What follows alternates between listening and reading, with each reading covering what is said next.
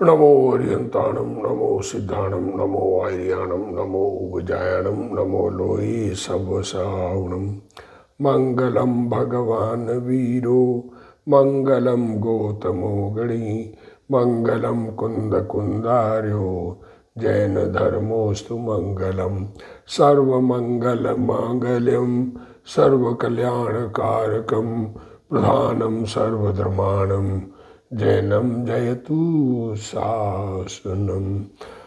नमो तीर्थनायक ने नमो ओंकार नाद ने ओंकार संगर्यो जैने नमो ते कुंद कुंदने अहो उपकार जिन वर्णो कुंदनो ध्वनि दिव्यनो जिन कुंद ध्वनि आप्या अहो ते गुरु कहाननो।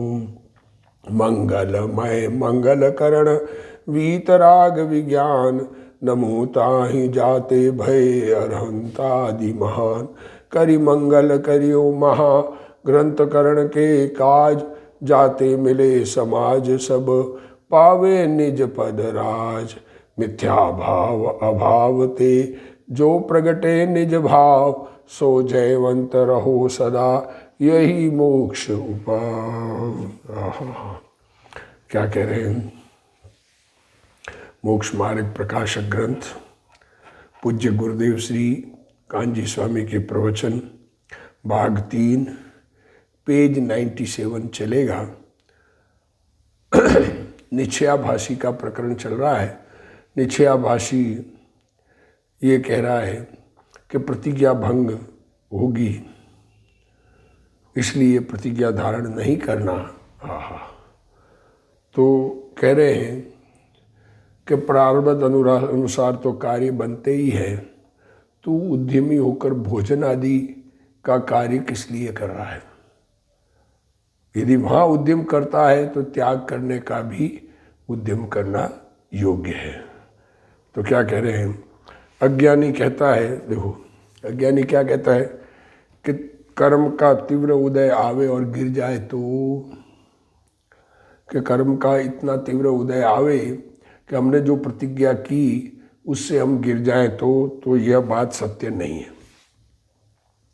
यदि उदय का विचार करें तब तो कुछ भी पुरुषार्थ नहीं हो सकता।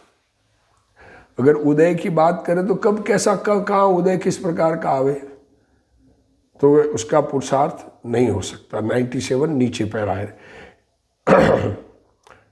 कर्म कर्म के कारण आता है, उस पर दृष्टि देने की आवश्यकता नहीं है। क्या कह रहे? कर्मों पर दृष्टि देने की आवश्यकता नहीं है। कर्म का उदय आत्मा को नहीं रोकता। क्या कह रहे गुरुदेव श्री? कर्म का उदय आत्मा को रोकता नहीं है। आत्मा स्वतंत्र है अपना काम करने के लिए। यदि आत्मा स्वयं स्वभाव का पुरुषार्थ करे तो कर्म स्वयं अभाव रूप हो जाता है।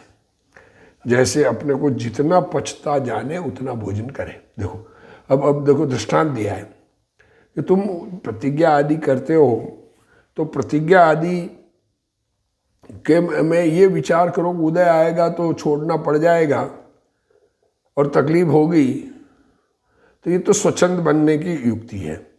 कह रहे अपना कर्म का उदय का विचार करें तो कुछ भी कार्य नहीं हो सकता फिर तो। इसलिए अपना पुरुषार्थ स्वभाव का, यदि आत्मा स्वयं स्वभाव का पुरुषार्थ करे तो कर्म स्वयं अभाव रूप हो जाता है। कर्म भाव हो जाएगा। अपने स्वरूप में एकाग्रता करेंगे तो। आत्मा को समझे बिना का ये तर्क है। जिसने आत्मा समझा है वो अपनी शक्ति अनुसार पुरुषार्थ करता है। जैसे देखो दृष्टांत दिया, अपने को पचता जाने उतना भोजन करें। खाना खाना है, अब हजम नहीं होता है, दूध हजम नहीं होता और दूध खूब सारा पी लिया तो डिहाइड्रेशन होगा। परंतु यदि कदाचित किसी को, अब किसी को, सबको नहीं, किसी के ऐसा हो, देखो अभी दूध पीना हजम होगा तो उसकी शक्ति बढ़ेगी, हलवा खाएंगे हजम होगा तो शक्ति बढ़ेगी। पर अब किसी को अजीर्ण हुआ, उसको पचता नहीं था और अधिक भोजन से अजीर्ण हुआ हो, उस भय से स्वयं भोजन करना छोड़ दे तो मरण होता है। क्योंकि खाना खाएंगे तो खाना खाएं तो अजीर्ण हो जाएगा, दस्तें लग जाएगी, ये हो जाएगा, तकलीफ हो जाएगी, तो फिर खाना ही नहीं खा सकता, तो मृत्यु हो जाएगी। उसी प्रकार आत्मा के भान पूर्वक, देखो गुरुदेव श्री ने शर्त लगाई ये विचार करने की, आत्मा के भान पूर्वक सामर्थ्य अनुसार प्रतिज्ञा ले। परंतु यदि कदाचित किसी को प्रतिज्ञा से भ्रष्टपना हुआ था वो, तो उस भय से स्वयं प्रतिज्ञा नहीं ले तो असंयम ही होता है, फिर असंयम ही रहेगा। किसी को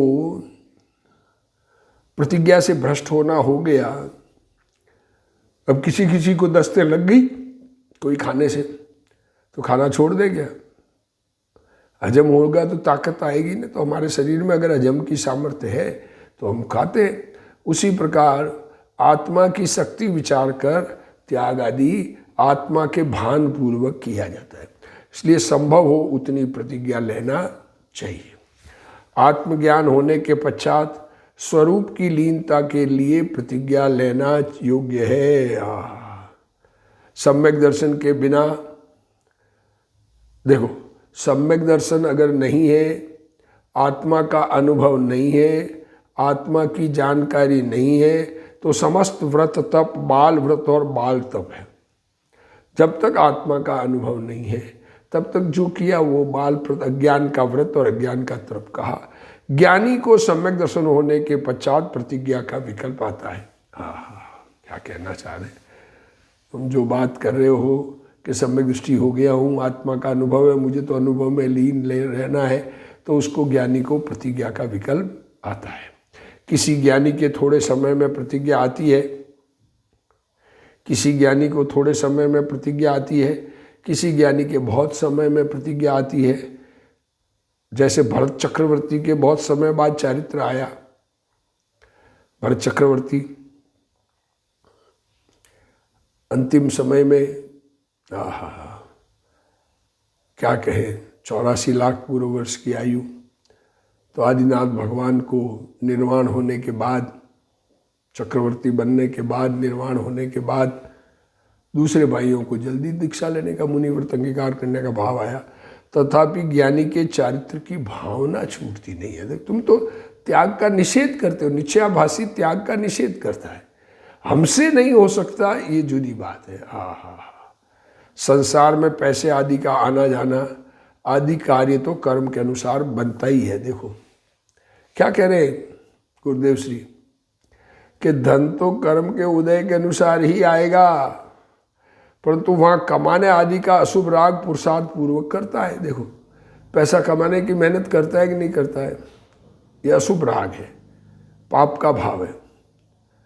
धन कमाने के परिणाम पाप का भाव है, और ये करता है खुद चला के, और कर्म के कारण अशुभ भाव नहीं होता, परंतु विपरीत पुरुषार्थ के कारण अशुभ भाव होता है। देखो कर्म के उद्देश्य के कारण भी नहीं हो रहा है, पुरुषार्थ की विपरीतता से अशुभ भाव होता है।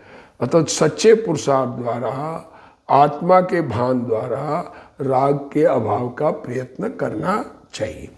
यह निश्चयाभासी से कहते हैं कि यदि वहाँ पाप कार्यों का उद्यम करता है तो त्याग करने का भी उद्यम करना योग्य ही है। जब तेरी दशा प्रतिमावत हो जाएगी तब हम भी प्रारब्ध ही मानेंगे। जब मुनि जैसा मुनि हो जाए, ध्यान में बैठे, तो भाग्य होगा वैसा होगा। तेरा कर्तव्य नहीं हो मानेंगे। प्रतिमा जैसे बैठे हो क्या?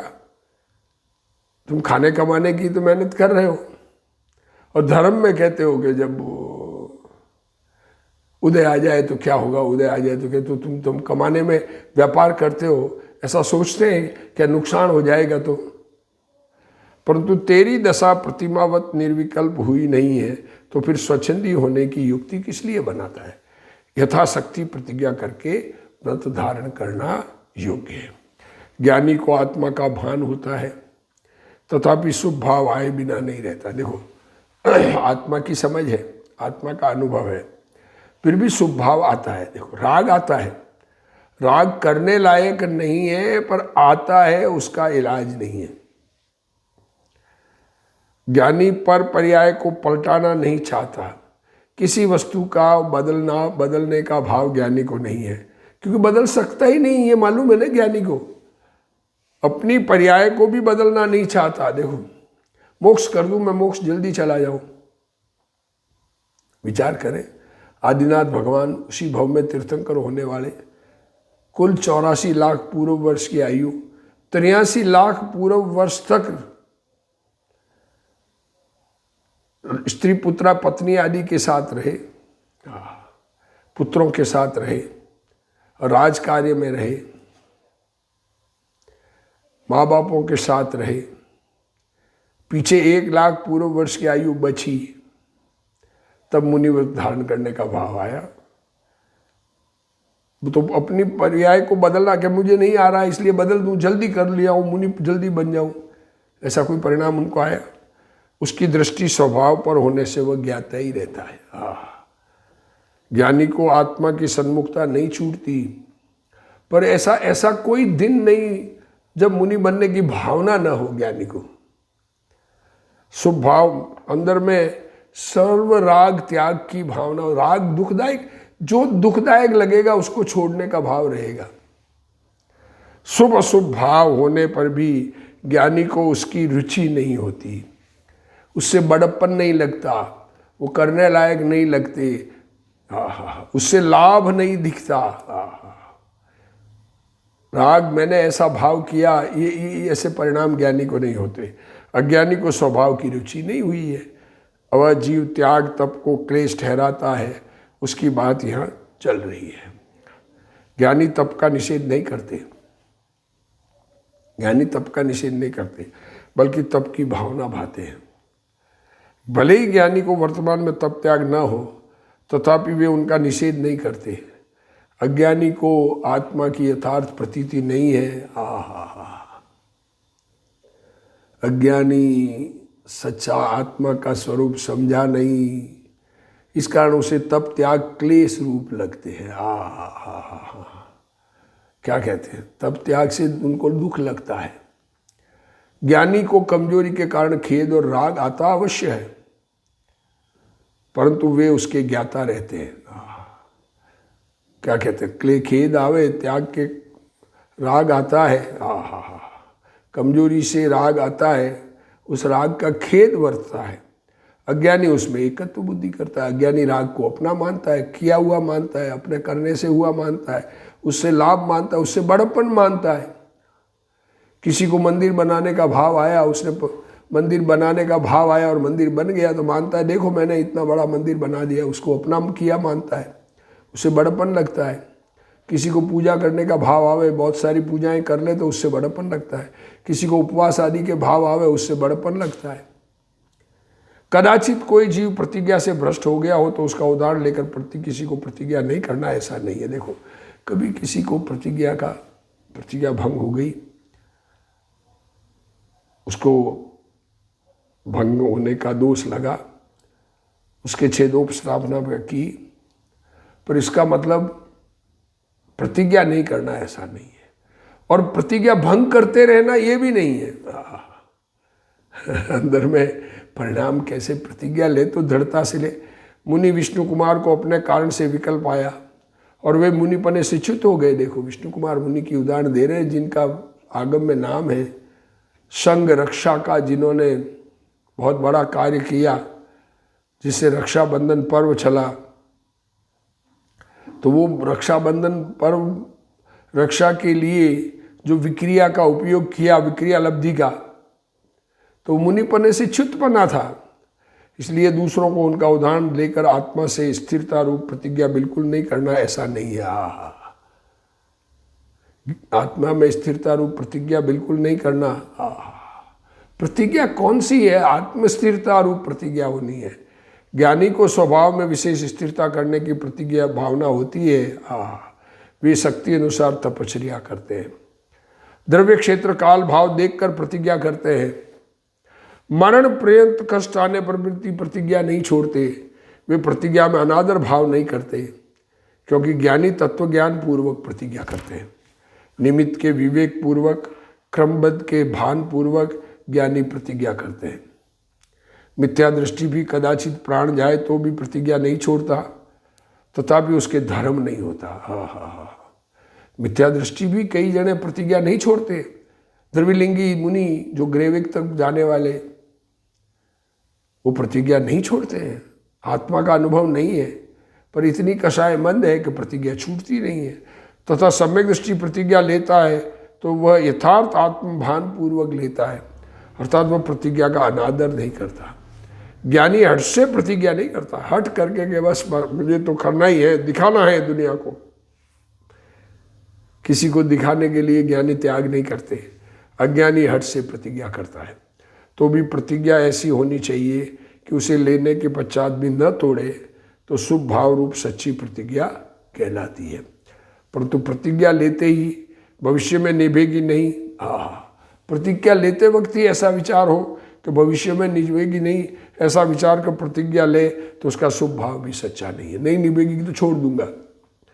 यहाँ तो कहते हैं कोई प्रतिज्ञा से भ्रष्ट हुआ, उसे जानकर ज्ञानी को प्रतिज्ञा का निषेध करना योग्य नहीं है, परंतु आत्मा की स्थिरता रूप भावना योग्य है। अब 5वां पॉइंट, पूजनादि शुभ आश्रव को हेता का स्पष्टीकरण। देखो क्या कह रहे हैं, पूजन आदि जो कार्य है वो करने लायक नहीं, शुभ भाव है कहाँ ना, तो उसका स्पष्टीकरण कर रहे हैं।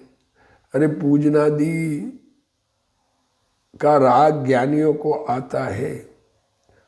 देखो, तथा वो पूजनादि कार्य को शुभ आश्रव जानकर हे मानता है, सो यह सत्य ही है। बात तो ठीक है, परंतु यदि इन कार्यों को छोड़कर शुद्धोपयोग रूप हो तो भला ही है। देखो, पूजन का कार्य छोड़कर सामायिक में लगे, स्वाध्याय सामायिक में लगे। देखो, पूजन के काम से स्वाध्याय उत्कृष्ट, स्वाध्याय से ध्यान उत्कृष्ट। अगर ध्यान में लगता हो, शुद्धोपयोग दशा प्रकट होती हो, और विषय कसाय रूप अशुभ रूप वो तो भला है, परंतु विषय कसाय रूप अशुभ रूप प्रवर्ते तो अपना बुरा ही किया। तुम पूजनादि कार्य नहीं करते और क्या करते हो, टीवी देखते हो, नृत्य नाच गाने देखते हो। शुभोपयोग से स्वर्गादिक हो, शुभ भाव रहेगा तो स्वर्ग में जाएगा, अथवा भली वासना से या भले निमित्त से कर्म के स्थिति अनुभाग घट जाए। देखो, अंदर में आत्मा की भावना तीव्र हो, आत्मस्वरूप अनुभव की भावना हो, पूजनादि के परिणामों का अहंकार न उत्पन्न हो, कषाय का परिणाम न हो, कषाय से लाभ बुद्धि नहीं हो, पूजन के भाव से लाभ बुद्धि नहीं हो, उससे बड़प्पन नहीं भासता हो, तो कर्म का फल देने की शक्ति घट जाए तो सम्यक दुख की प्राप्ति भी हो जाए।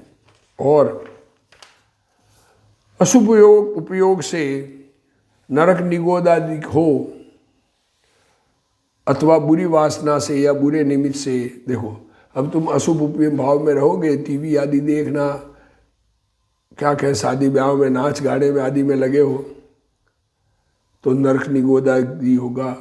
और बुरी वासना चले, पाप की वासना चले, पाप के परिणाम चले, और बुरे निमित्त सामने हो तो स्थिति अनुभाग बढ़ जाए तो सम्यक्त्वादि महादुर्लभ हो जाए।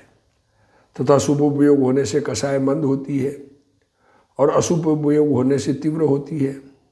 शुभ उपयोग में कषाय मंद है, अशुभ उपयोग में कषाय तीव्र है। सो मंद कषाय का कार्य छोड़कर तीव्र कषाय का कार्य करना तो ऐसा है जैसे कड़वी वस्तु न खाना और विष खाना। कड़वी वस्तु का निषेध किया, अरे ये कड़वी है मत खाओ, तो पास में जहर पड़ा, वो बॉटल पी ले। सो ये अज्ञानता है। देखो, शुभ भाव छोड़कर अशुभ में परिवर्तन करना, वो कड़वी वस्तु छोड़कर विष खाने जैसी है। अरे कड़वी नहीं खाना, अमृत पीना है अपना आत्मा के अनुभव का। भगवान की पूजा आदि पुण्य आश्रव है, धर्म नहीं, परंतु उस शुभ को छोड़कर अशुभ करना ठीक नहीं है।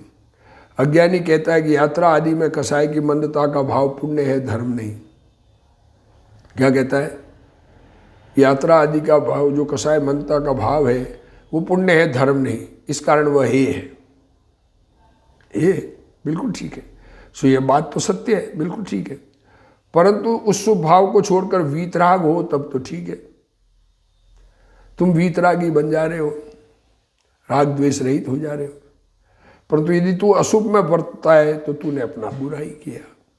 ज्ञानी को आत्मा का भान होने पर भी स्वभाव में लीन न हो सके तो शुभ भाव आते। देखो, आत्मा में एकाग्रता न हो तो शुभ भाव आता है, परंतु उस शुभ को छोड़कर अशुभ करना ठीक नहीं है। पूजा आदि के परिणाम शुभ भाव है, उनको छोड़कर अशुभ भाव में रहना ठीक नहीं है। आत्मा के अनुभव बिना तो एक भी व्रत आदि नहीं होते, एक भी भाव सच्चे नहीं है। पर भाव तो मंद कसाय के भाव का परिणाम तो मंद कसाय। ग्रेविक में गया तो वहाँ भी धर्म समझने का, अगर उसकी मूल चीज़ तो यह है, उस शुभ की अगर रुचि है तो आत्मा नहीं समझ में आएगा। शुभ अच्छा लग रहा है, शुभ से लाभ दिख रहा है।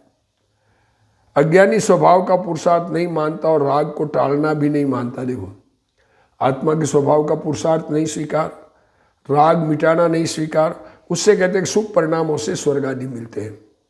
भली वासना भले निमित्तों से कर्म के स्थिति अनुभाग घट जाए तो सम्यक्त्वादि की प्राप्ति भी हो जाती है। शुभ परिणाम से सम्यक दर्शन की प्राप्ति नहीं होती। भली वासना में उस समय आत्मा की रुचि हो तो आत्मा का अनुभव होगा, शुभ भाव से आत्मा का अनुभव नहीं होता। परंतु स्वभाव का पुरुषार्थ करने से समकित प्राप्त होता है। मैं त्रिकाल शुद्ध चिदानंद हूँ, ऐसी दृष्टि सम्यक दर्शन का कारण है, परंतु सम्यक दर्शन में शुभ निमित्त है, इस कारण व्यवहार से उसे हुआ कहा जाता है। शुभ भाव के निमित्त से कर्म का स्थिति घट जाता, रस घट जाता है। वहाँ जड़ कर्म का स्थिति रस घटने का वह क्रम था। उस समय की पर्यायगत योग्यता थी, वह पर्याय शुभ भाव के अधीन नहीं। परंतु यहाँ तो शुभ भाव के साथ कैसा निमित्त नैमित्तिक संबंध है ये बताया। शुभ भाव के साथ निमित्त, शुभ भाव होगा तो किस प्रकार का बाहर में निमित्त मिलते हैं उसकी चर्चा की है। तथापि कोई पदार्थ किसी पदार्थ के अधीन नहीं है, प्रत्येक द्रव्य असहाय है। सारे पदार्थ स्वतंत्र परिणमन करते हैं, कोई किसी का गुलाम नहीं है। अशुभ उपयोग से नरक निगोद आदि हो, वह बुरी वासना और बुरे निमित्तों से कर्म के स्थिति अनुभाग बढ़ जाए तो सम्यक्त्वादि भी महादुर्लभ हो जाते हैं। देखो, तुम शुभ में रहोगे तो चांस तो है, अशुभ में तो चांस भी नहीं है। हाँ, ये शुभ की रुचि लग जाए, शुभ से तुम अपने आप को बड़ा मान लो और उसको करने लायक मान लो तो तुम्हारा कल्याण नहीं होगा, ये बात तो नक्की है। पर शुभ अशुभ से शुभ अच्छा इसलिए है कि शुभ के भाव के टाइम में आत्मा अनुभव के चांस है। शुभोपयोग से कसाय की मंदता और अशुभोपयोग से कसाय की तीव्रता होती है। इसलिए शुभ भाव छोड़कर अशुभ भाव करना अज्ञान है। यहाँ उपदेशात्मक वाक्य है, उपदेश का वाक्य है। अज्ञानी शुभ और अशुभ के विवेक को नहीं समझता, उसे समझाते हैं कि जैसे कड़वी वस्तु नहीं खाना और विष जहर खाना यह अज्ञान है, उसी प्रकार शुभ के कारणों को छोड़कर अशुभ के कारणों का सेवन करना अज्ञान है। देखो, अब देखो, गुरुदेव श्री निश्चयाभासी पूजनादि कार्यों को शुभाश्रव जानकर हे मानता है। यद्यपि यह बात तो सत्य है, देखो इसका निषेध नहीं किया, इस बात का निषेध नहीं किया कि शुभ भाव ये है, परंतु शुभ भाव को छोड़कर शुद्ध उपयोग में रहे तो ठीक है। शुभ भाव छोड़कर कहाँ जा रहे हो उसकी बात है, किंतु विषय कसाय रूप अशुभ उपयोग में प्रवर्ते और शुभ भाव का निषेध करे वह तो मिथ्या दृष्टि है। ज्ञानी को तो सब विवेक होता है, ज्ञानी को सब विवेक होता है, उसको रुचता नहीं है, आत्मा रुचता है। और अशुभ भाव के काल में भी शुभोपयोग रूप परिणति रुचती है। आत्मा रुचता है इसलिए शुभोपयोग का मंद कसाय रुचता है। आत्मा नहीं रुचे तो मंद कसाय भी नहीं रुचे। अभी पर में से रुचि हटी ना हो और ऐसा माने कि हम वीतरागी हो गए। देखो, पर पदार्थ तो रुचिकर लग रहे हैं, अनुकूल सामग्री रुचिकर लग रही है, सो ऐसा मानने वाला निश्चयाभासी मिथ्या दृष्टि है। यहाँ हट से त्यागी हो जाने की बात नहीं है, तुम छोड़ दो सब कुछ, ऐसा नहीं है। न अकेले शुभ भाव करने की बात है, परंतु तत्व ज्ञान पूर्वक ज्ञानी को भी शुभ अशुभ भाव छोड़कर पूर्ण दशा न हो वहाँ तक शुभ भाव होता है, ऐसा यहाँ बतलाना है। गुरुदेव श्री कह रहे हैं, परंतु शुभ भाव न करे और अकेले अशुभ भाव में रहे, उसकी तो ऊंची गति भी नहीं होती, नीची गति जाने वाला है और अकेला बुरा ही होता है। शुभ भाव से स्वर्ग आदि होते हैं और भली वासना करे तो भले निमित्त होने पर कर्म का स्थिति अनुभाग भी घटता है। वहाँ ये कदाचित पुरुषार्थ करे तो सम्यक्त्वादि आदि। ये क्या पॉइंट है कि शुभ भाव के काल में आत्मा का पुरुषार्थ करे, सम्यक तो सन्मुख होकर सम्यक दर्शन प्रकट करे तो हो सकता है, पर अशुभ भाव करे तो नरक निगोद में ही जाता है, जिससे उसे सम्यक दर्शनादि का प्रकट होना बहुत दुर्लभ हो जाता है। शुभ उपयोग में मंद कषाय है, अशुभ उपयोग में तीव्र कषाय है। अब मंद कषाय के कारणों को छोड़कर तीव्र कषाय के कारणों का सेवन तो ऐसा है कि कड़वी वस्तु को नहीं खाना और जहर खाना, सो यह ज्ञान है। फिर वे कहता है, फिर देखो तर्क है, शास्त्र पढ़ा है, क्या कह रहे, शुभ अशुभ को समान कहा है, इसलिए हमें तो विशेष जानना योग्य नहीं है, शुभ अशुभ समान है। जो जीव शुभोपयोग को मोक्ष का कारण मानकर उपाय, अब देखो समान किसको कहा है, शुभ अशुभ, जो शुभ को लाभदायक मानता है, करने लायक मानता है, उससे बड़प्पन मानता है उनको, और शुद्धोपयोग को पहचानता ही नहीं है, उन्हें शुभ अशुभ दोनों को अशुद्धता की अपेक्षा व बंद कारण की अपेक्षा समान बतलाया है। तथा शुभ अशुभ का परस्पर विचार करें तो शुभ भावों के कषाय मंद होती है, शुभ भावों वालों के कषाय मंद होती है, इसलिए बंधहीन होता है। अशुभ भावों में कषाय तीव्र होती है, इसलिए बंध बहुत होता है। देखो दोनों का आपस में विचार करें शुभ अशुभ में तो ये है, परंतु शुभ की रुचि है तो उसको आत्मा मिलेगा ही नहीं, वो तो शुभ रखना चाह रहा है ना, वो तो राग है तो बंध का हेतु, कम बंध है, कम दुख है, पर है तो दुख, सुख नहीं है। इस प्रकार विचार करने पर अशुभ की अपेक्षा सिद्धांत में शुभ को भला भी कहा जाता है। जैसे रोग तो थोड़ा या बहुत बुरा है, परंतु बहुत रोग की अपेक्षा थोड़ा रोग को भला कहते हैं। अभी 105 डिग्री बुखार हो और 100 डिग्री पर आ जाए तो कहते हैं ठीक है, 105 की अपेक्षा ठीक है, पर बुखार है इसलिए बुखार तो कोई अच्छा है नहीं, इसलिए शुद्धोपयोग न हो तब अशुभ से छूटकर शुभ में प्रवर्तना योग्य है और शुभ को छोड़कर अशुभ में प्रवर्तना योग्य नहीं है। अब प्रश्न, गुरुदेव श्री इसको खुलासा कह रहे हैं, शास्त्र में शुभ अशुभ परिणामों को आश्रव कहा है, दोनों बंध के कारण है, इसलिए हमको तो विशेष जानना योग्य नहीं है। देखो जो जीव शुभ परिणामों को दया दान व्रत पूजा आदि को मोक्ष का कारण मानकर उपादेय मानता है, वह मिथ्या दृष्टि है। जो ये मानता है कि दया दान व्रत आदि के परिणाम से मुझे मोक्ष हो जाएगा, ये करते करते कभी न कभी मोक्ष हो जाएगा, ऐसा मानना मिथ्यात्व दृष्टि बना है। जो यह मानता है कि शुभ भाव से क्रम क्रम से शुद्धता होगी तथा जो पुण्य पाप से रहित शुद्ध स्वभाव को नहीं पहचानता वह अज्ञानी है। साधक दशा में शुभ भाव आता है परंतु वह धर्म का कारण नहीं है। शुभ भाव मंद मलिन परिणाम है, वह मोक्ष का कारण नहीं है।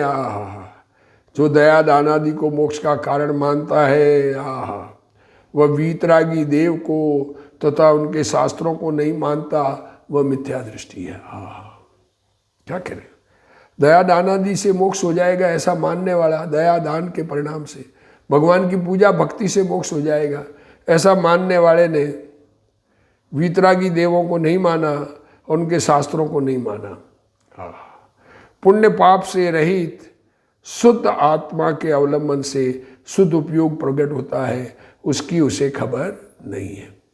आत्मा में शुभ परिणाम हो चाहे अशुभ परिणाम हो, दोनों अशुद्ध है, और आत्मा के आश्रय से जो परिणाम होते हैं वे शुद्ध है। शुभ अशुभ दोनों आश्रव है, बंध है, मोक्ष के कारण नहीं, इस कारण दोनों को समान बताया है। तात्पर्य यह है कि जो जीव शुभ भाव को ही मोक्ष का कारण मानता है ये, और शुद्धोपयोग को पहचानता नहीं, शुद्ध उपयोग जिसके प्रगति, शुद्ध उपयोग जो जानता ही नहीं, शुद्धता जिसके उपयोग में आई ही नहीं, आत्मा त्रिकाली ध्रुव भगवान शुद्ध है ऐसा जिसका उपयोग परिणमा ही नहीं, उसे शुभ अशुभ भाव समान है, ऐसा कहा है कि शुभ शुभ समान है, क्योंकि अशुभ दोनों ही बंध के कारण है। अज्ञानी तो शुभ भाव करते करते कल्याण हो जाएगा ऐसा मानता है।